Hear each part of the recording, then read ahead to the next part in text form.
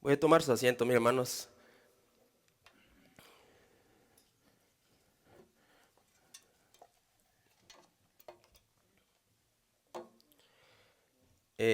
Vamos a entrar ahora de un solo a la enseñanza de esta mañana. Eh, la semana pasada, mis hermanos, hemos estado hablando acerca en nuestra serie, acerca de Eres salvo, se llama la serie, ¿se acuerdan? Cuando comencé a trabajar, mis hermanos, en el trabajo que tengo ahora, la persona, el reclutador que vino a la escuela, dice que el jefe de él le dijo: mira, cuando vayas a la escuela, no le vayas a decir a los estudiantes que el trabajo es difícil, o que los horarios son duros, o que en la calle es bien difícil andar manejando. Y la razón, decía él, era porque si tú les dices a ellos que el trabajo es difícil, no vas a poder contratar gente. Y mis hermanos, me acuerdo que el Señor nos dijo: no, yo les voy a decir la verdad desde el principio, porque si yo les digo algo y luego al final terminan con malas expectativas del trabajo, entonces me van a ver a mí como un mentiroso. Y eso se lo agradezco mucho a él. Yo una vez le dije: mira, te agradezco mucho por haber em, hecho eso para con nosotros, porque ahora pues sé de que el trabajo es como tú lo dijiste. Y mis hermanos, déjenme decirle que algo así parecido pasa como cuando con uno de nosotros, o cada uno de nosotros, perdón. Desde que somos pequeños se nos enseña a evitar el sufrimiento.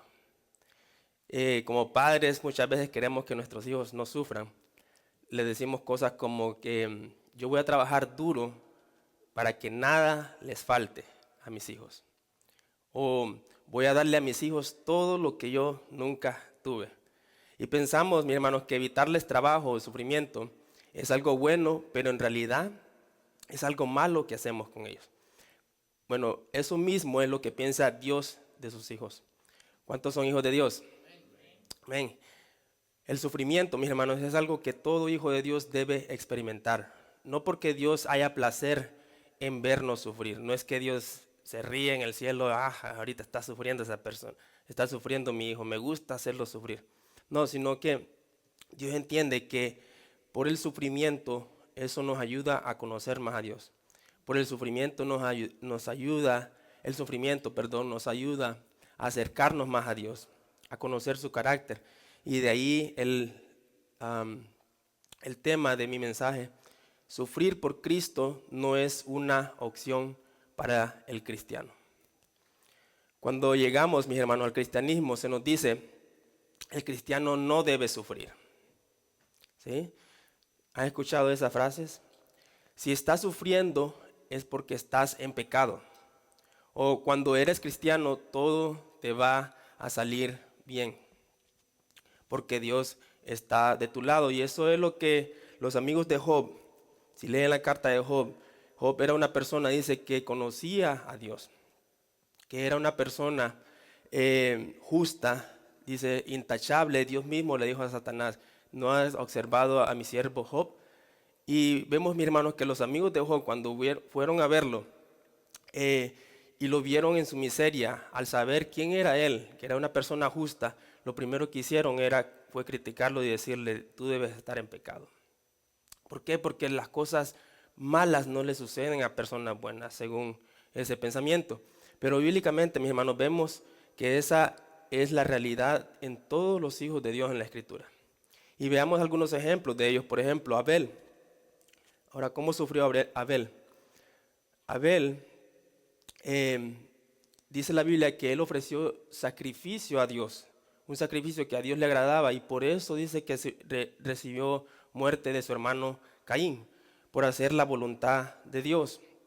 Porque Caín, dice la Biblia, que se enojó cuando Dios recibió con agrado el sacrificio de Abel y no el de él. Vemos la primera persona que murió por hacer la voluntad de Dios. Luego vemos a Noé, que predicó a lo mejor por aproximadamente por 120 años y nadie se convirtió. ¿Ok? Recibió, mis hermanos, ¿te imaginas las personas que iban a ver a Noé construyendo el arca? Nunca había llovido en ese momento. Y cuando ven que estás construyendo un barco, te pones a construir un barco donde no hay mar ahí cerca, y te llegan a preguntar, ¿y qué estás haciendo? Oh, estoy construyendo un barco. ¿Para qué? Oh, porque va a llover. ¿Llover? Nunca ha llovido. Dice la Biblia que salía un vapor de la tierra que regaba la grama, el césped. Ahora, mis hermanos, es lo mismo que nos dicen ahora cuando tú les predicas el evangelio a la gente, que va a venir el fin del mundo, y que dice la Biblia que todo lo que está, las estrellas, el cielo, todo lo que existe en el universo, dice que va a caer, como dice la carta de Pedro, y todas estas cosas, Dios va a destruir o purificar este mundo con fuego. Tú les dices eso, se ríen de ti. Fuego, nunca ha caído fuego.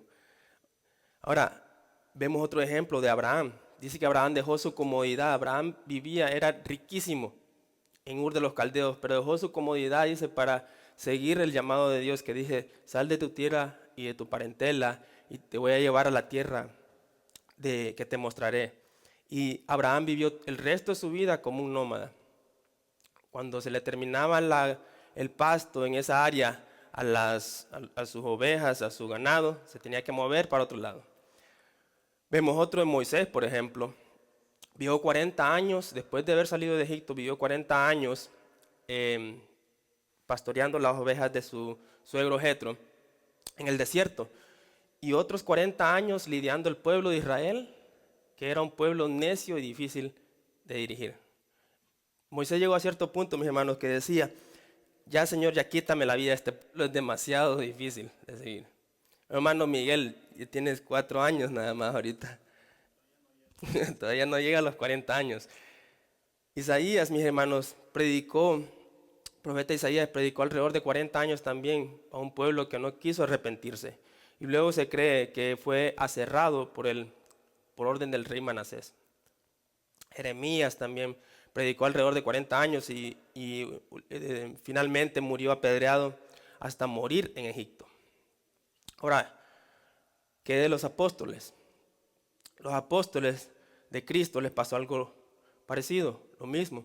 Felipe dice que fue crucificado, Pedro crucificado boca abajo, Andrés una cruz con forma de X, Bartolomé decapitado, Jacobo el hermano de Jesús apedreado, Pablo decapitado, Jacobo hijo de Zebedeo atravesado por una espada, Matías apedreado, Jacobo apedreado, Mateo atravesado por una espada, Simón el celote aserrado, Esteban apedreado, Judas Tadeo con flechas y Tomás atravesado por una lanza. Ahora, Hebreos 11, 36, 38 dice, mis hermanos, hablando de esto, de los héroes de la fe. Para la Biblia, mis hermanos, los héroes de la fe no son los que son los más perrones, como dicen, los mejores, no. Los héroes de la fe son los que han sufrido por Cristo. Dice, otros experimentaron vituperios y azotes, y a más de esto, prisiones y cárceles. Fueron apedreados, aserrados, puestos a prueba, muertos a filo de espada. Anduvieron de acá para allá, cubiertos de pieles de ovejas y de cabras, pobres, angustiados, maltratados, de los cuales el mundo no era digno, errando por los desiertos, por los montes, por las cuevas y por las cavernas de la tierra. Ahora, mis hermanos, para el mundo estas personas serían unos tontos, ¿verdad? Porque para el mundo la persona que sufre no es una persona inteligente. El sufrimiento en el mundo y en la iglesia se ve muchas veces como algo malvado, algo que no proviene de Dios. Pero mis hermanos, en toda la escritura encontramos a hombres de Dios sufriendo por su causa. Ahora, pero podríamos decir ellos sufrieron porque no tenían otra opción. Pero la realidad, mis hermanos, nosotros tampoco no tenemos otra opción. La opción es sufrir por Cristo. O porque los apóstoles en lugar de los apóstoles, porque apenas estaba comenzando la iglesia y sus enemigos se estaban levantando. Pero vamos a ver más adelante, mis hermanos, que el sufrir para el cristiano es un privilegio dado de parte de Dios. Ahora, ¿cuántos quieren vivir piadosamente? ¿Eh? O en otras palabras, ¿cuántos queremos agradar a Dios? Vaya conmigo a 2 de Timoteo 3:10 al 12. 2 de Timoteo 3:10 al 12.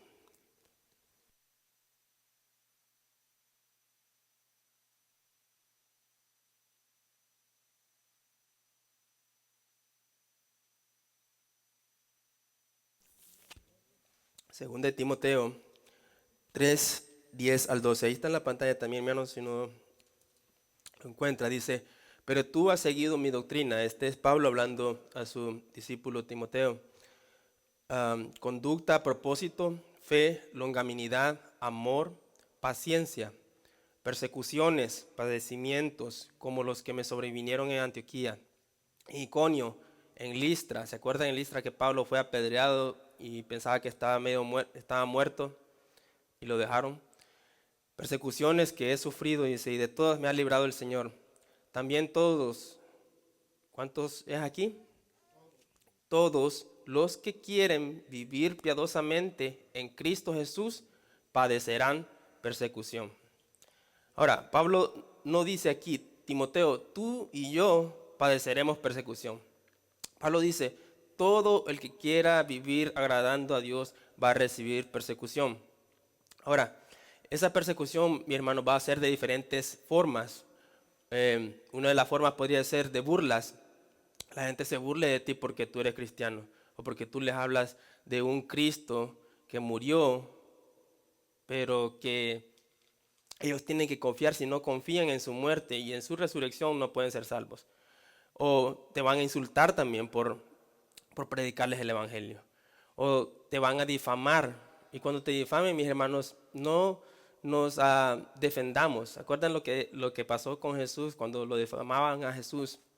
O estaba ante Pilato, decían, este dijo, va a destruir el templo y en 3 días lo va a restablecer. Y Jesús dice que cerró su boca. Si no, dice la carta de los Hebreos que Jesús dejaba su causa al que juzga justamente, a Dios. Mis enemigos, mis hermanos, muchas veces Jesús dijo que van a ser los de mi propia casa. Cuando yo quiera vivir para Dios, cuando yo quiera obedecer las cosas de Dios, cuando yo quiera que la palabra de Dios sea glorificada y sea puesta en práctica en mi casa, se van a levantar los de mi propia casa. ¿Por qué? Porque las tinieblas es contraria a la luz. El mundo, mis hermanos, también dice que me va a aborrecer y me van a quitar la vida si es posible, como le pasó a los apóstoles. Mis hermanos, todo esto que les he hablado no es una invención mía o porque quiero meterles miedo. Claro que no, lo único que he dicho y seguiré diciendo en este sermón es lo que Jesús ya dijo. Y vaya a Marcos 8, 34 y 38, que va a ser nuestro tema, texto base. Veamos entonces lo que Jesús dijo acerca de aquellos que quieren ser sus discípulos.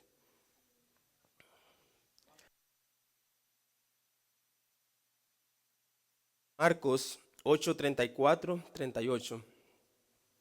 Mateo, Marcos. Quiero darles un poquito de contexto, mi hermano, acerca de Marcos, porque Marcos no era un discípulo de Jesús. Marcos no fue un apóstol de Jesús. A veces cuando me acuerdo cuando estaba pequeño yo pensaba, "Oh, Marcos era uno de los apóstoles de Jesús". No, Marcos era un estudiante del apóstol Pedro.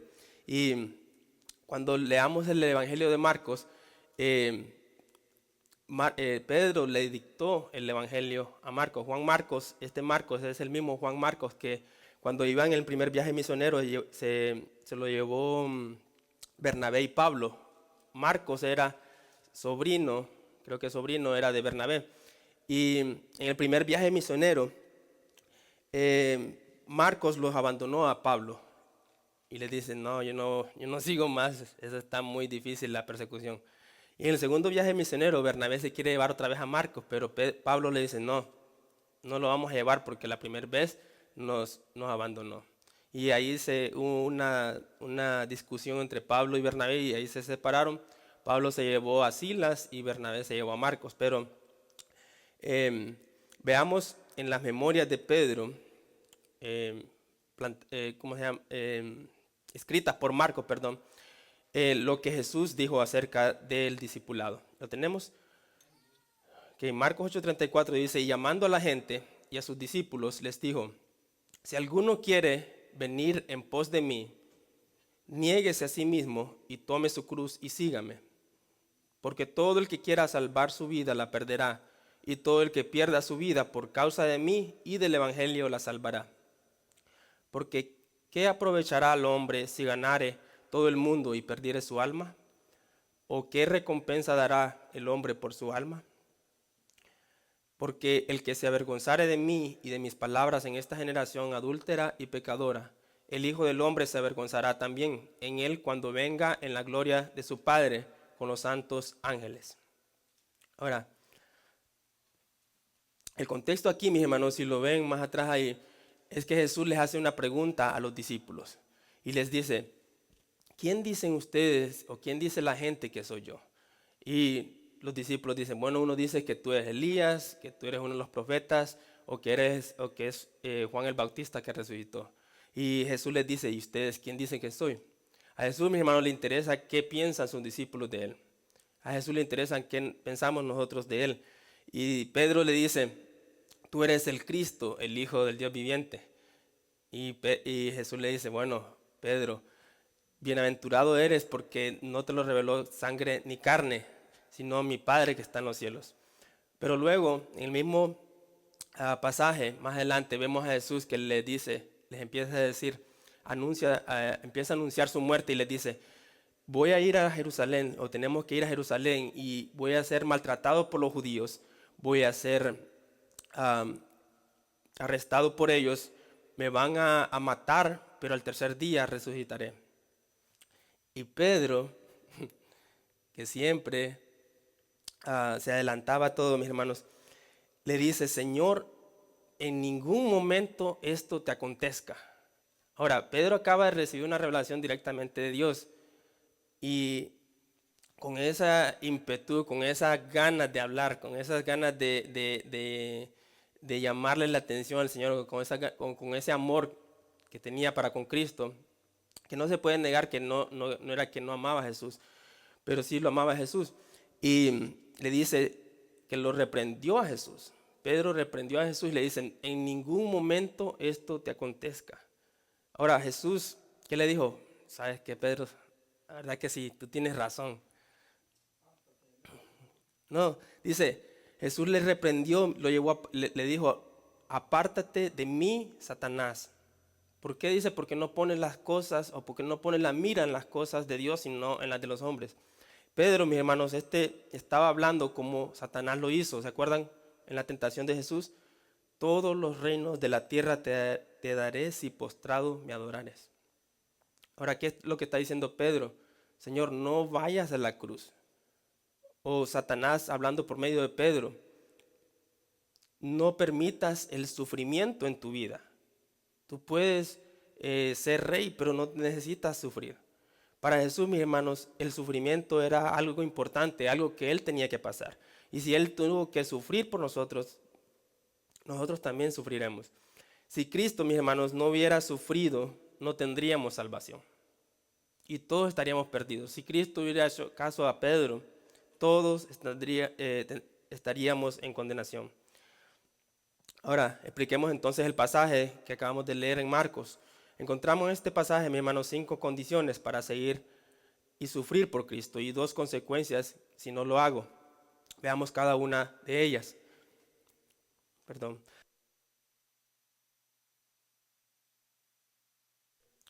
La primera es negarme a mí mismo. La segunda es tomar mi cruz. La tercera es seguirlo. La cuarta es perder mi vida para ganarla. Y la quinta, que debo renunciar a la búsqueda de las riquezas terrenales. Ahora, el versículo 34 dice, llamando a la gente y a sus discípulos, les dijo, si alguno quiere venir en pos de mí, niéguese a sí mismo y tome su cruz y sígame. Ahora, negarme a mí mismo. Hay 2 grupos aquí, mis hermanos. Si ponen atención, es la gente y los discípulos. O sea, los incrédulos y los creyentes. El llamado es para ambos, mis hermanos. Jesús pone sus requisitos para aquellos que quieran seguirlo. Estas serán las consecuencias si lo haces. Jesús dice, primeramente debes negarte a ti mismo. ¿Y qué es negarse a uno mismo? Negarse a uno mismo, mis hermanos, es renunciar al yo. Y ahí sí, eso es lo más difícil que le cuesta al ser humano. ¿Por qué? ¿Por qué cuesta renunciar tanto al yo? Bueno, el problema es la forma como somos criados por nuestros padres. Desde pequeños, mis hermanos, nuestros padres nos dicen que somos los mejores bebés, los más hermosos bebés del mundo. ¿Sí? Todos los ojos en la casa están centrados en ese bebé. Número 2, nos dicen, usted debe ser el mejor en la escuela, en los concursos, en los deportes. Usted tiene que ser lo mejor de lo mejor. Que los demás, no me importa si los demás son los peores, pero usted tiene que ser el mejor. Y el otro, no deje que nadie le falte el respeto. Usted hágase respetar. Y todo eso, mis hermanos, va alimentando nuestro ego por años. Y cuando encontramos versículos como este, llegamos a pensar, o sea, que debo renunciar a todo lo que soy. Jesús dice, sí. Debes olvidarte y renunciar a todo lo que has conocido, a todo lo que eres, a tus sueños, tus anhelos, tus metas, tus logros, tu futuro. Debes de vivir como si te olvidaste de quién eres. Como dijo Pablo, por amor a Cristo, dice, lo he dejado todo y lo tengo por basura con tal de conocer a Cristo.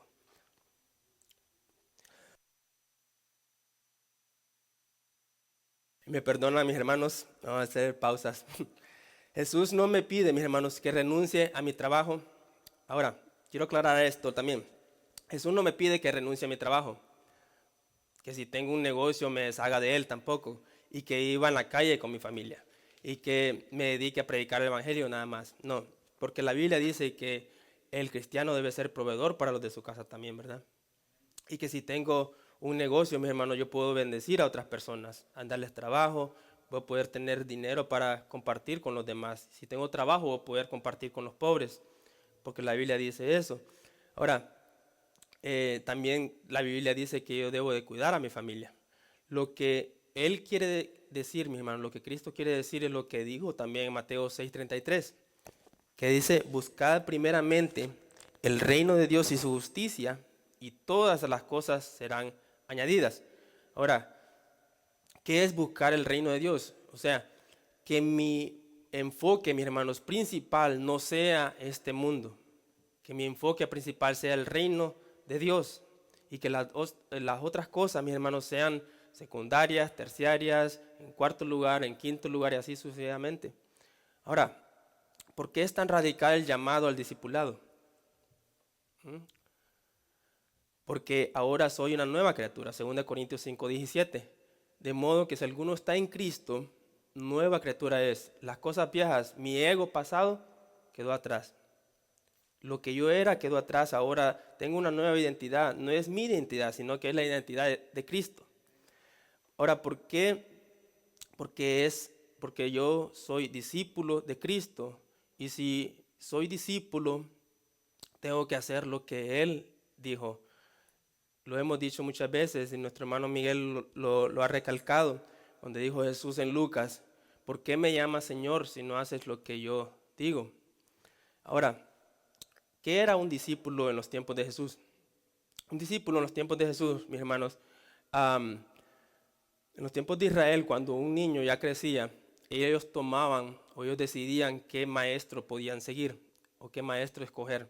En el caso de Jesús, por eso Jesús les decía a los discípulos, ustedes no me escogieron a mí, sino que yo los escogí a ustedes.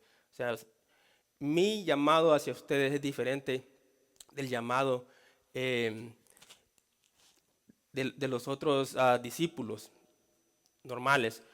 Una de las cosas que los discípulos hacían era que se mudaban con su maestro a vivir. Vivían donde el maestro viviera. Comían lo que el maestro comía. Nunca se despegaban de su maestro. Ahora Jesús dice, después que te hayas olvidado de ti mismo, ahora toma tu cruz. ¿Okay? Para nosotros, mis hermanos, tomar la cruz no tiene sentido. Como que es tomar la cruz. Muchas personas dicen, tomar mi cruz. Ok, ¿cuál es mi cruz la que yo llevo ahora? Ay, mi esposa. O mis hijos me dan mucha guerra. No, esa no es mi cruz. O mi trabajo, el patrón me hace enojar mucho. No, para los discípulos, mis hermanos, cuando Jesús les dijo, toman su cruz en el punto número 2, tomen su cruz y síganme. El que cargaba, mis hermanos, una cruz, cuando una persona,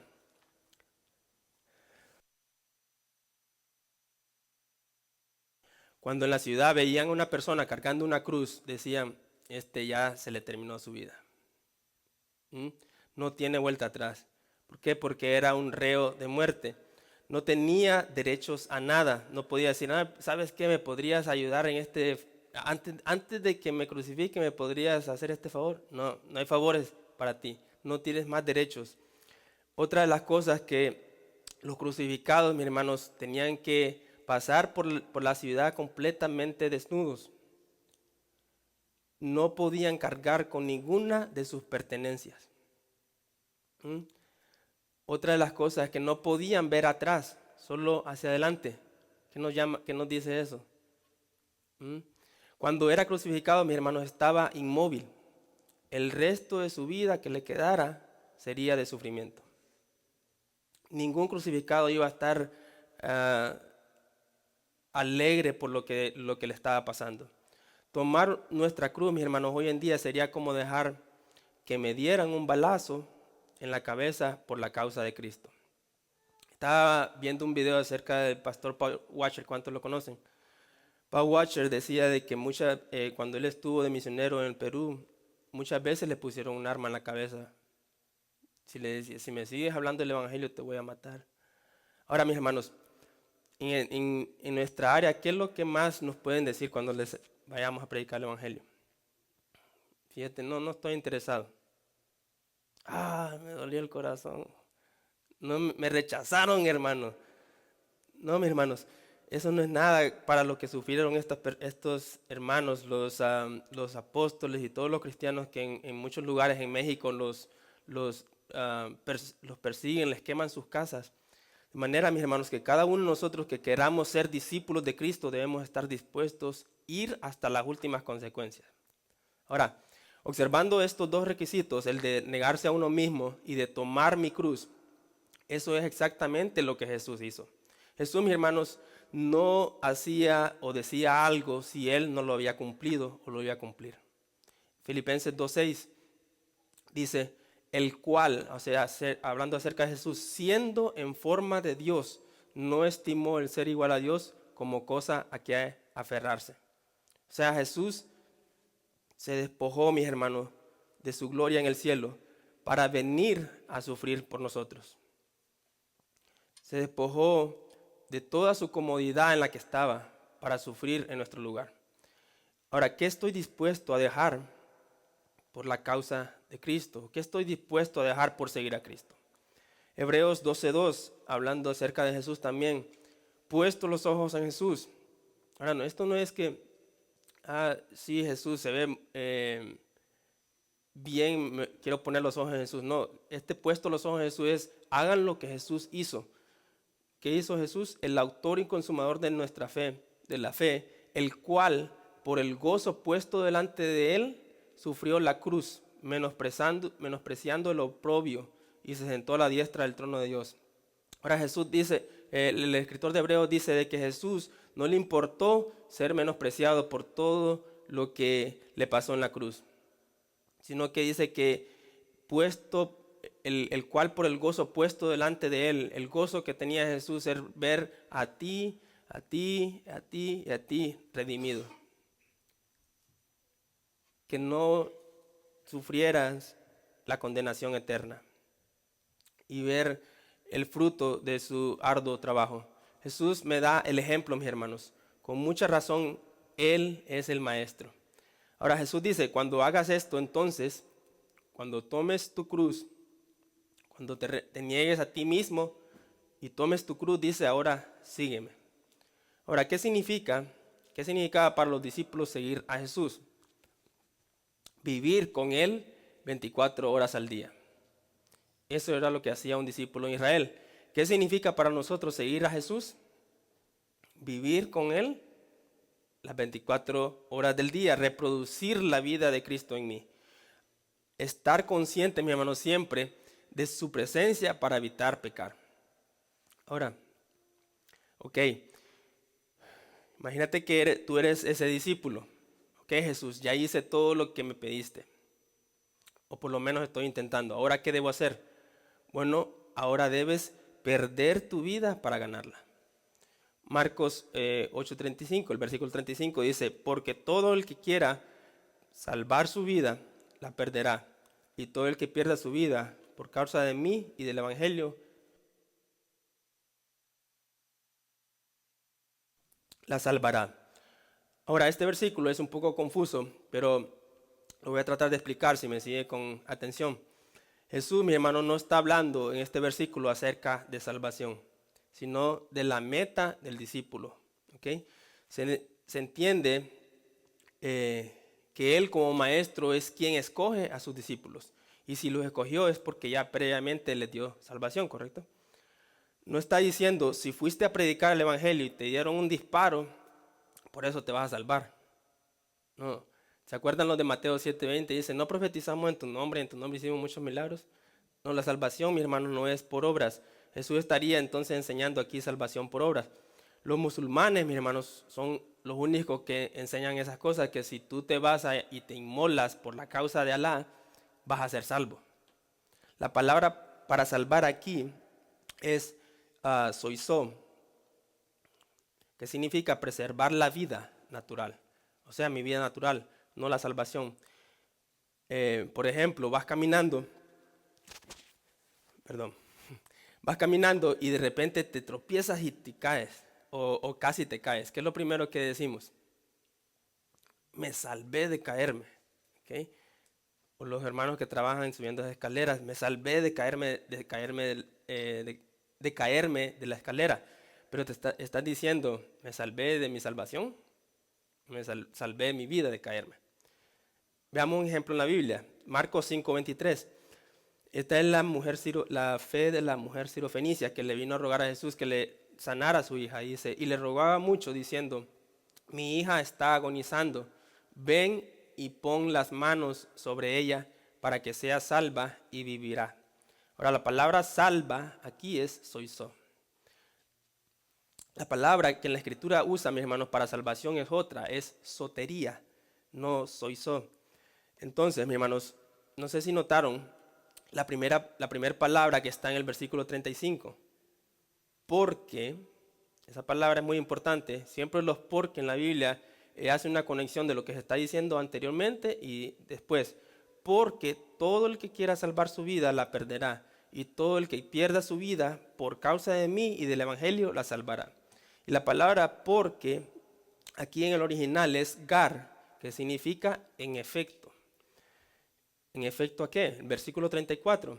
Si tú has renunciado a ti mismo, si has tomado tu cruz y le has seguido a Jesús, en efecto o por consecuencia, si quiero salvar mi vida, o sea, si no estoy dispuesto a renunciar a mí yo, a negarme a mí mismo, a tomar mi cruz y a seguirle, perderé mi vida, o sea, desperdiciaré mi vida.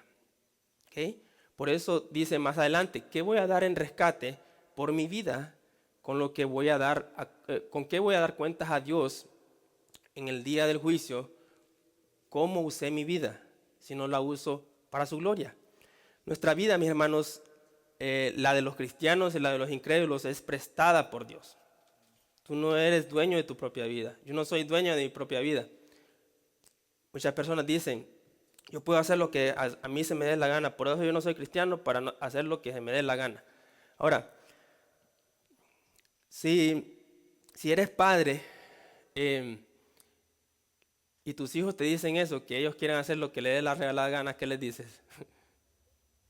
Váyase de mi casa. Ahora, ¿qué le diría Dios a las personas que piensan así? Haz tu propio universo. Si no quieres someterte a mi voluntad, haz tu propio universo. ¿Y qué van a decir las demás personas? No, pues sí, me vengo otra vez, me someto a tu voluntad. Nuestra vida, mis hermanos, es prestada. Nada más somos mayordomos. Y un día daremos cuenta a Dios de cómo invertimos nuestro tiempo. En cambio, mi hermano, si pierdo mi vida, si renuncio a mi yo, si lo hago por imitar la vida de Cristo y predicar su evangelio, salvaré mi vida. ¿En qué sentido? ¿Significa que me voy a salvar por predicar el evangelio? No, sino que preservaré mi vida, o sea, le daré un buen uso a mi vida. Para entender este versículo, entonces se leería así: si quiero vivir agradándome, voy a destruir mi vida. ¿Okay? Si decido, renunciar a mi yo y vivo para Cristo, le daré un buen uso a mi vida porque estaré haciendo su voluntad y no la mía. Hay una anécdota, mis hermanos, de un padre de la iglesia que se llamaba Cristóstomo. Él nació el 347 de nuestra era y murió el 407. Y Crisóstomo tuvo que enfrentarse al emperador romano de aquella época. Y esta es la conversación que él tuvo con el emperador. El emperador romano le dice: te voy a desterrar, Crisóstomo, si no niegas tu fe. Y Crisóstomo le dice: no me puedes desterrar porque este mundo es la casa de mi padre. El emperador le contesta: te mataré entonces. Crisóstomo le dice: no puedes porque mi vida está escondida con Cristo en Dios. El emperador: te quitaré tus tesoros. Crisóstomo: no puedes porque mis tesoros están en el cielo y mi corazón está allí. Emperador: te alejaré de todos tus amigos para que te quedes solo. Crisóstomo: no puedes porque tengo un amigo en el cielo el cual no puede separarme de él. Te desafío porque no hay nada que puedas hacer para dañarme. Tú puedes matarme, pero no puedes dañarme. Si tú me matas, me mejoras. Mis hermanos, ¿cuánto quisiéramos tener la convicción de estos cristianos que sí le dieron buen uso a sus vidas? Solo cuando vivo mi vida para la gloria de Dios y no buscando logros en este mundo es cuando puedo cumplir el siguiente requisito. Número 5, ¿se acuerdan? Debo renunciar a la búsqueda de riquezas terrenales. Ahora, ¿un crucificado tendría deseos de ir a hacer un negocio? ¿O uno que lleva su cruz tendría un deseo yo quiero invertir en la bolsa de valores? Colosenses 3:1 al 2. Vaya conmigo, Colosenses 3:1 al 2, por favor.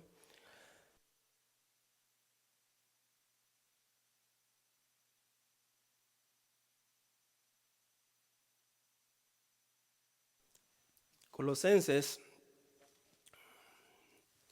3:1 al 2. ¿Tenemos? Dice: si pues habéis resucitado con Cristo. ¿Cuántos han resucitado con Cristo? Buscad, un imperativo, las cosas de arriba, donde está Cristo sentado a la diestra de Dios. Poned la mira en las cosas de arriba, no en las de la tierra. Mateo 6:19-21, NBI dice: no acumulen para sí tesoros en la tierra, hablando Jesús, donde la polilla y el óxido destruyen y donde los ladrones se meten a robar. Más bien acumulen para sí tesoros en el cielo, donde ni la polilla ni el óxido carcomen, ni los ladrones se meten a robar. Porque donde esté tu tesoro, ahí también estará tu corazón. Ahora, ¿dónde está mi tesoro, mis hermanos? ¿Dónde está tu tesoro? Si mi tesoro es amontonar riquezas, ahí está mi corazón. Si mi tesoro es Cristo, si Él es la perla de gran precio, ahí estará también mi corazón. Jesús enseñaba, mis hermanos, que la vida del hombre no consiste en la abundancia de los bienes que posee. Y Él contó una parábola, está en Lucas 12:13-20, acerca de un rico.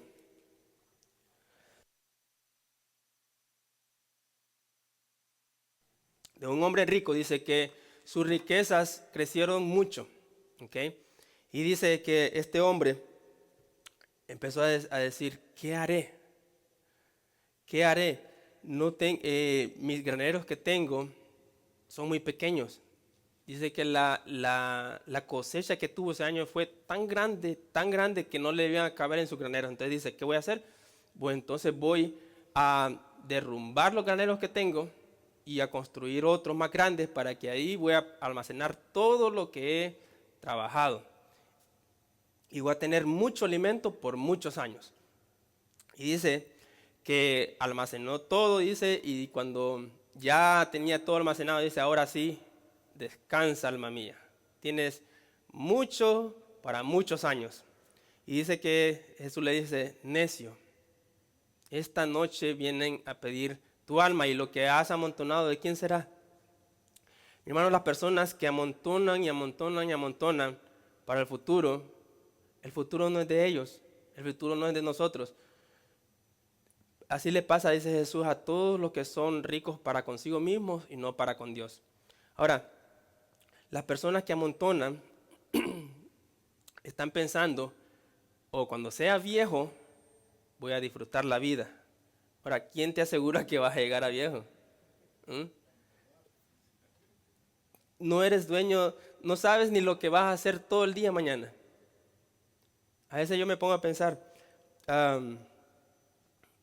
es grandioso saber, mis hermanos, que Dios es un Dios soberano, omnisciente, que conoce todo lo que vamos a hacer, todo lo que vamos a decir, todos los pensamientos que vamos a tener en toda nuestra vida. Y el día de mañana, mis hermanos, Jesús dice, deja que el día de mañana tenga su propio afán. No te preocupes por el día de mañana, preocúpate por el día de hoy. Y mis hermanos, Santiago 4:13 nos da esta verdad. Santiago 4:13 al 14. Lo voy a leer en NBI y ustedes lo leen en la Reina Valera.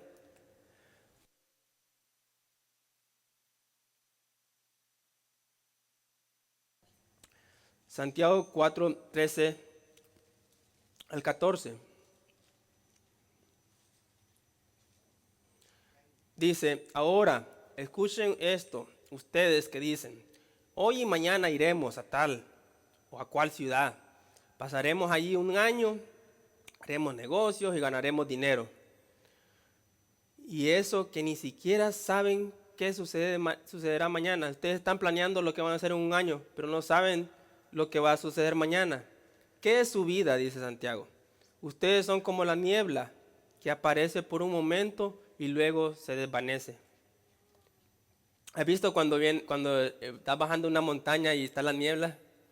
Que no puedo ver, yo tengo que ir manejando bien despacito, pero luego terminaste la montaña y ya se terminó la niebla.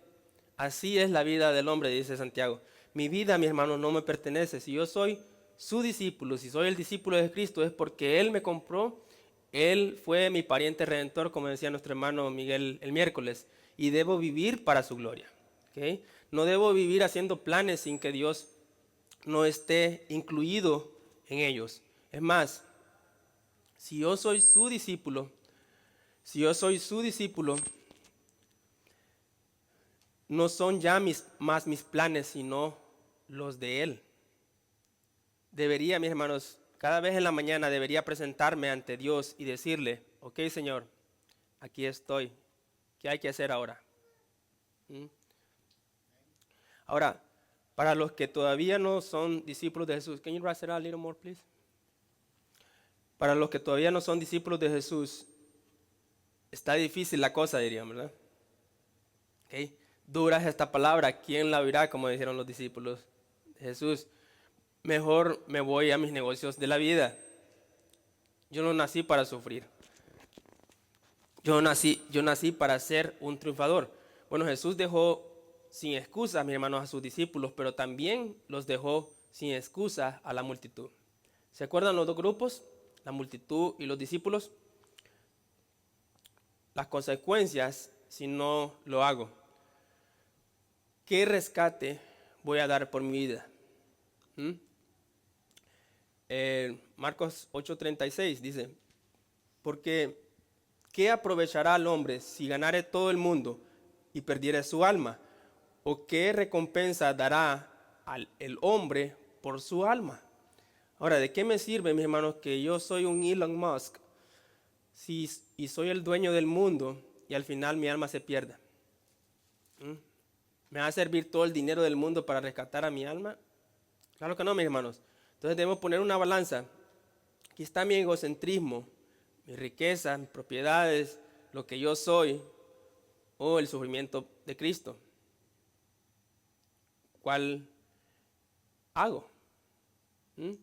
Si vivo enfocado, mis hermanos, en este mundo, terminaré perdiéndome.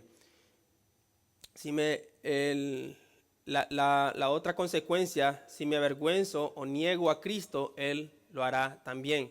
Mateo 10:33 dice, y a cualquiera que me niegue delante de los hombres, yo también le negaré delante de mi Padre que está en los cielos. Ahora las consecuencias, mis hermanos, de no rendirme a Cristo son altas. ¿Okay? Jesús dice, cualquiera que me niegue. Ahora no está hablando acerca de lo que pasó con Pedro, que Pedro negó a Jesús 3 veces. Ahora, ¿significa que Jesús que lo va a negar en el cielo también? No, sino que este versículo significa, mis hermanos, una actitud de que no, yo no tengo nada que ver, yo no soy cristiano, o que me da vergüenza compartir el evangelio porque ¿qué van a decir de mí? ¿Mm? Bueno, eso es lo único que demuestra que no soy salvo. Según de Timoteo 2:3-4.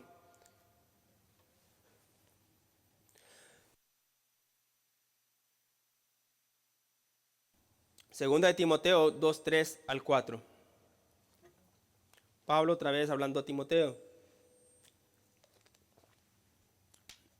Dice, tú pues sufre penalidades como buen soldado de Jesucristo. Ninguno que milita se enreda en los negocios de la vida a fin de agradar a aquel que lo tomó por soldado. Ahora, ¿qué es lo que está diciendo Pablo aquí? Lo podemos entender. Las personas, mis hermanos, que se meten al Army, se están preocupando de que tienen que pagar biles. Se están preocupando de que, no sé si mi mujer compró la comida de la semana o mis padres cómo están. No, su trabajo es estar enfocado ahí en la batalla. Sufrir por el gobierno al que están sirviendo. ¿Quién se va a encargar de que todas sus necesidades sean suplidas en su casa? El gobierno. ¿Quién se va a encargar de todas nuestras necesidades que sean suplidas? Dios. Ahora, mis hermanos, mi enfoque debe ser el reino de los cielos. Ahora, ¿cuál va a ser mi recompensa de sufrir por Él? Mi recompensa es Él mismo, Jesús mismo, y la gloria que me espera en el cielo. Veamos, 2 Corintios 4:16-18. 2 de Corintios 4:16-18. Está Hechos, Romanos, 1 Corintios y 2 de Corintios.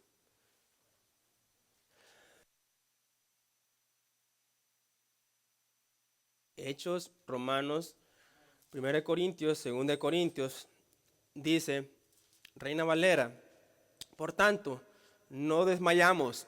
Antes, aunque este nuestro hombre exterior se va desgastando, que veas que te estás envejeciendo, que te estás derritiendo como una vela, pero lo estás haciendo para la gloria de Dios. El interior, no obstante, se renueva de día en día. Porque esta leve tribulación momentánea, mira cómo Pablo lo toma, esta leve tribulación momentánea produce en nosotros un cada vez más excelente y eterno peso de gloria. No mirando nosotros las cosas que se ven, nuestro sufrimiento, sino las que no se ven, o sea, las riquezas celestiales, pues las cosas que se ven son temporales, pero las que no se ven son eternas.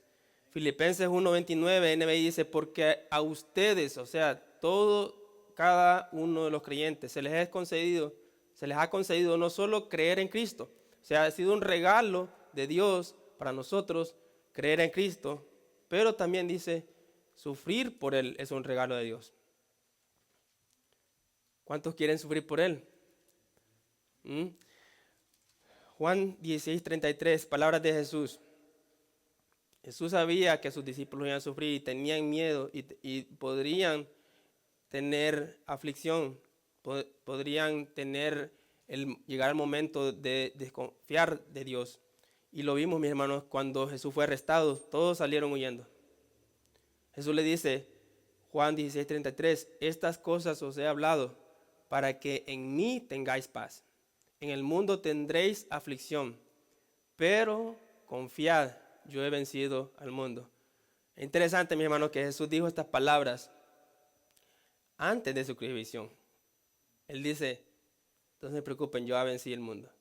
Si ustedes sufrieron, si yo sufrí y seré crucificado y seré resucitado, ustedes también la tienen hecha. Sufrir por Cristo no es una opción para el cristiano. Amén. Señor, gracias te damos por tu palabra. Gracias porque tú nos llamas una vez más, Señor, a morir a nuestro yo, a tomar nuestra cruz, tomar tu cruz, Señor, a seguirte, a dejar nuestra vida, Señor, atrás. Te rogamos, Señor, que nos ayudes a no enfocar nuestra vida en las riquezas terrenales, en las cosas terrenales de este mundo. Ayúdanos a, como todos estos cristianos, Señor, de que ellos vivían con una expectativa diferente de sus vidas. Señor, perdónanos porque estamos tan llenos de nosotros, estamos tan llenos de este mundo que a veces queremos ver a nuestros nietos crecer como si eso fuera lo más importante en esta vida. Nuestros hijos crecer, graduarse, casarse, pero lo que es más importante, Señor, es vivir para tu gloria. Y todas estas otras cosas, sí, son bendiciones que tú nos has dado, pero vendrán por añadidura.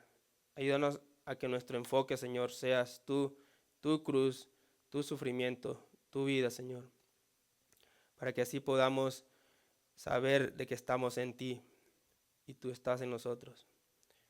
Si el Maestro sufrió, tú y yo también sufriremos, mi hermano. Todo el que quiera vivir piadosamente en Cristo sufrirá persecución de todas formas. Pero la carta de Santiago también dice, mis hermanos, que estén alegres, dice, cuando estén por toda clase de pruebas diversas. Porque la prueba produce paciencia, produce esperanza, y la esperanza no avergüenza. Señor, gracias te damos por tu palabra, gracias por mis hermanos que están aquí reunidos, Señor, gracias por la salud, Señor, por las fuerzas que me diste para poder hablar tu palabra esta mañana. Gracias te doy, Señor, por todo, en el nombre de Jesús. Amén. Ahora, Señor, vamos a entrar a las preguntas y respuestas, mis hermanos.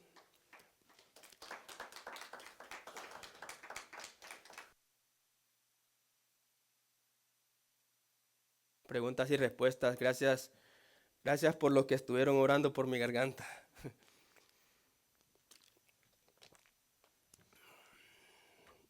Preguntas y respuestas. Sufrir por Cristo. Amén.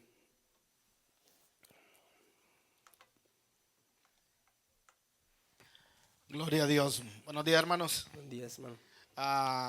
Más que una pregunta, hermano, es una aclaración, creo, en referente a lo que dijiste, que cuando Jesús llamó a los discípulos, pues ya eran salvos. Y realmente la Biblia dice que antes del llamado, pues ya nos dieron fe. Por eso acudimos al llamado, ya nacimos de nuevo, nos dieron fe, porque la fe, dice Efesios, es un don de Dios.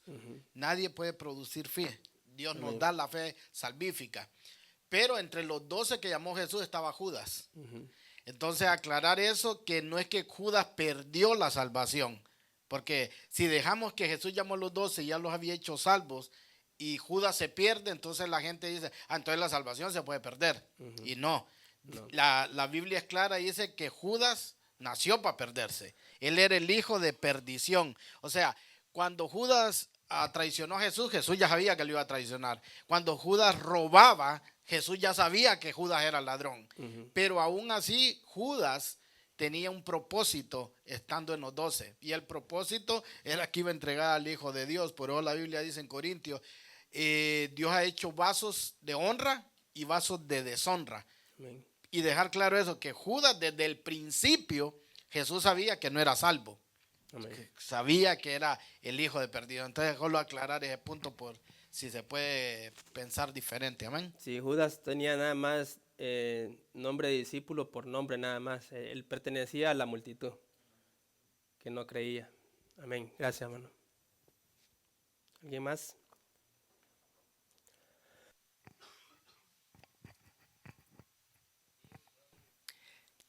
Sí. Y pues no, darte las gracias también que hiciste el esfuerzo para los que están viendo el video, que está enfermo y aún así sacaste la enseñanza. Y gracias, fue muy buena. Gloria a Dios por su ayuda, porque sin Él nada somos, mis hermanos. Amén.